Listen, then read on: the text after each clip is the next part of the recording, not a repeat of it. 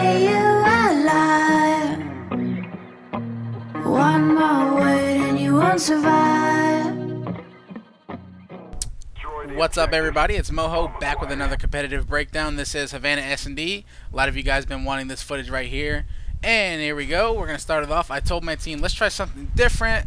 We'll send, we're supposed to send 3 guys bottom red, 1 guy hotel, but we didn't listen.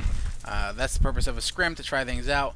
I ended up getting taken out in the beginning. It wasn't the best rush ever. It's probably something that I've never even did before. I don't even know. But yeah, that's definitely something that we're not going to ever try again. And if we do try it, it's because we're just joking around or something, because that did not work at all. But yeah, on this side here, I definitely told my team to have, again, we didn't listen. I told Mochila to go back red, but he came with me to hotel, because you really don't need one person in hotel and another one in hotel as well. But it ended up working out in our favor anyway. I ended up getting a nice double here. We do have map control. I think one of our teammates gets, by the way, this is a nade. You can kill somebody behind fountain, just like that. But I think we get the next kill, and we end up trying to look for the player. I don't recommend doing that. If it's a 1-on-4, then yeah, I recommend you could, run around the map and try to look for him. But we were all kind of doing it, just scattering around. You never really want to do that, because you never know. You don't want to underestimate anybody. I never do, but it's whatever. By the way, I didn't even know you could go right there. That's pretty cool. Yeah, we couldn't find this guy for a little bit, so while we're looking for him, I'm going to talk about SND on this map. This map is all about basically trying to take over the map before the enemy team does. If you have a certain part of the map, it's going to be harder for them to break out. As you can see, we have the whole entire map covered. We don't know where he's at, so he's just camping. While we're on this subject, one of the plus sides of being aggressive is if you see somebody in your eyesights. This is one of the biggest tips in S&D and any Call of Duty you play. If you see somebody in your sights, okay, if it's a one-on-one, you never want to let that guy out of your sight. Running away from him is not the brightest idea ever. Excuse me. As you can see, the guy was back there on the bomb site. I stunned him. I didn't get him out of my sights. I jumped to see where he was, and I naded him. That's a perfect example. You never want to let somebody get away from you, especially in a 1v1. You always want to know where they're at. Because if you see somebody cross the street, and you're over there with the bomb by A, you obviously know he's going to B. You can run back to A and plant it. So keep that in mind, guys. You never want to take your eyes off of them. You don't have to worry about anybody else except for that one player, so you can keep your eyes on him at all times. As you guys see, we planted A. The best thing to do is take a look at your map. Make sure you look at what your teammates are watching. The reason I jumped down is because I knew that they weren't watching my back, and I didn't feel safe up there, and I didn't see anybody in the middle of the street, so I jumped down. This right here was a risky move. I saw him in front of me. I said, he just came from kitchen. He's probably not going to look here. It didn't work out in my favor. I could have killed him and prevented him from planting a bomb, but it just, I don't know. It was just a risky move. So it didn't work out in my favor.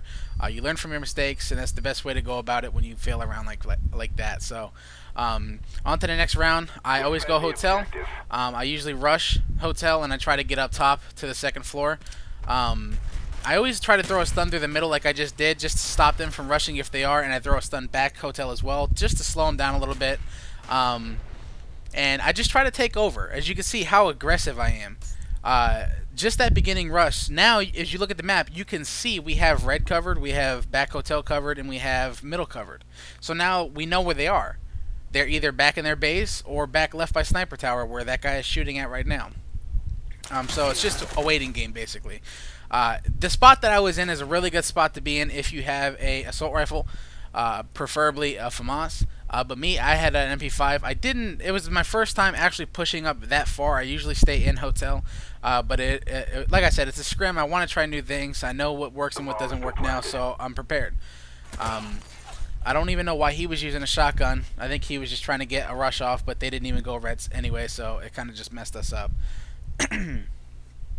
But yeah, so just like I said, one of the main keys to S&D is taking over the map. You'll never see me sitting back in my spawn and trying to pick somebody off. I always try to throw a nade, throw a stun, or rush somewhere.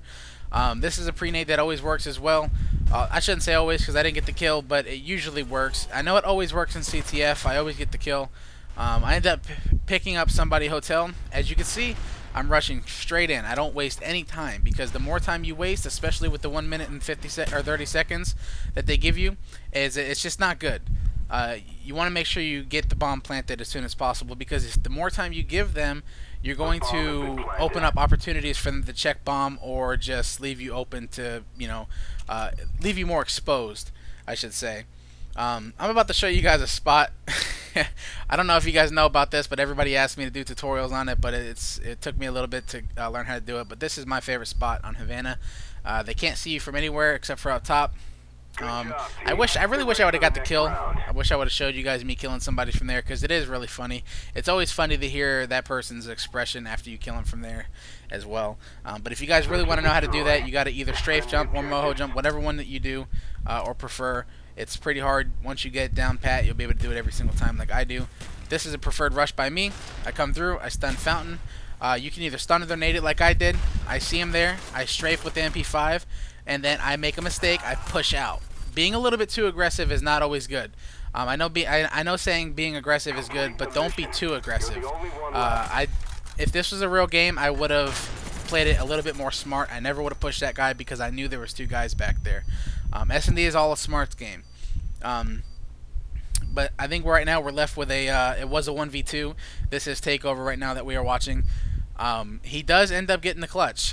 One thing that I was telling him, I told him, great job, good job winning that round, but next time try to push a little bit more faster. You don't want to waste time. If you have 30 seconds on the clock, I recommend trying to defuse it, because if you defuse that bomb, they're not going to expect you to defuse it. They're going to expect you to fake it. Even in my mind, if I heard somebody defusing the bomb right now, my instinct would be like, don't check it, because if I check it, he's probably faking it. So just if you have a lot of time on the clock, try to go ahead and go for the defuse. You never want to waste time. I always tell people that, whoever I team with, I always tell them, don't waste any time. So it did work out for us. And I forgot to tell you guys, this is a comeback video. We were down 3-1, I believe, and we ended up coming back. So I'm pretty happy about that, because I told my team we would. Here I thought I was a goner for sure. I got stunned, and I was calling him out the whole time, telling him I saw him go bottom hotel. If you guys could watch back hotel, my team set up perfectly. The guy tries to creep through the door here and kill me, and he would have killed me if Mochila didn't get him, because I didn't quite have an angle, and I wasn't really looking at him. I was looking at my little map in the right hand side, making sure he didn't come there. So great job to Mochila for picking him off.